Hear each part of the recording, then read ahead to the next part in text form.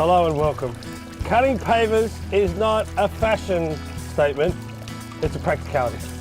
Now I've got ears on because the saw is going to be loud, I've got eyes on in case something flies up, waterproof gloves on.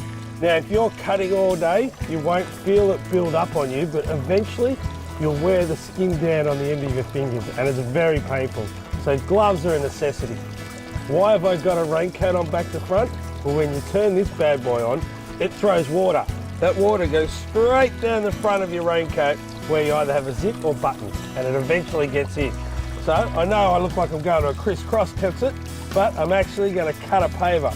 Now what you do is you mark it. I use a texture. You can use a pencil, and then what you need to do is turn the water off, give it the lightest dry run, which means you're scoring the paver. Then you can turn the water on and cut it.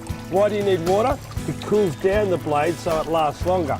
If you run it dry, you're putting all the dust into the atmosphere and you're going to endanger a lot of people, plus the saw's only going to last a very short amount of time. Now I use a texture and for good reason. It means I can leave the water on, it's a lot quicker, it's a lot permanent, it's not going to wash away, and if I do the cut and there's the slightest bit left, I can just rub it off with another piece of off-cut. It works just like sandpaper.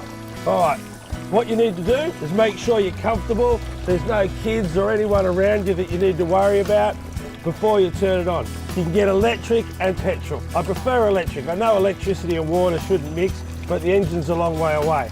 It's a lot easier to flick a switch than to try and start an engine every time you want to make a cut.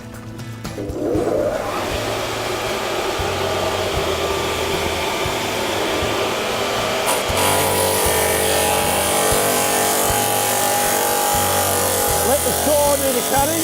You don't have to use a lot of force to get through it.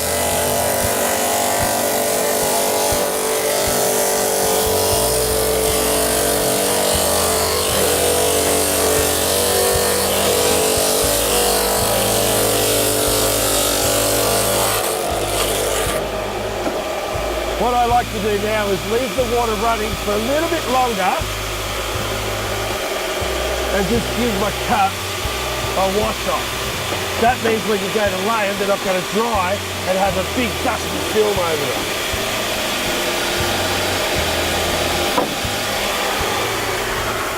Alright, how did I go? If I stack these two up next to each other, they should be exactly the same height.